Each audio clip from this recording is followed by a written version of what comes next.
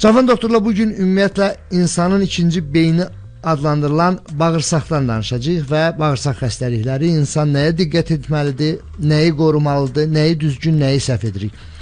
Doktor, təbii ki, bu xəstəliklərdən ən ümdə insanları narahat edən, xüsusilə nəzərə alsaq ki, hazırda iş rejimimiz oturaq rejimə daha çox hərəkətsizliyə meyilli olduğundan insanlarda bağırsaq qanamaları daha çox müşahidə edilir. Bu xəstəlik haqqında bir məlumat verək. Təşəkkür edirəm ilk öncə dəvətiniz üçün və doğrudan da çox ciddi bir mövzuya toxunursunuz. Bağırsaq qanaxmaları, xüsusən də düz bağırsaq qanaxmaları çox ciddi bir problemdir bugünkü gün. Xüsusən də son günlər eşitdiyimiz bir məsələ var. Ayaq yolunda çox oturma məsələsi. Dəfələrlə rastlaşdığımız bir məsələ var ki, soruşuruq ki, ayaq yolunda niyə çox oturursan, səbəb nədir?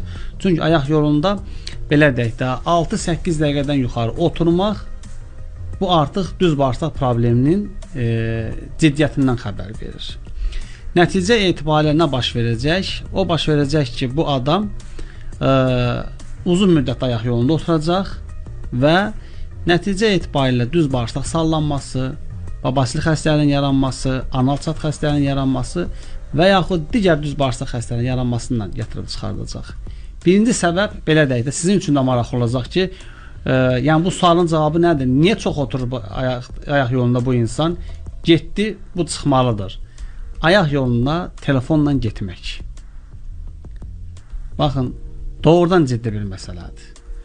Bugün rast gəldiyimiz və bu problemlə qarşılaşacağımız insanlardan soruşuram ki, niyə bu qədər gec çox oturursunuz ayaq yolunda? Cavabı olur ki, mən telefonla girirəm ayaq yoluna. Ayaq yoluna telefonla girmək, belə deyək də, düz bağırsaq xəstəliyinin başlanğıcı deməkdir. Bunu qəti olaraq bizim insanlarımızın bilməsi lazımdır.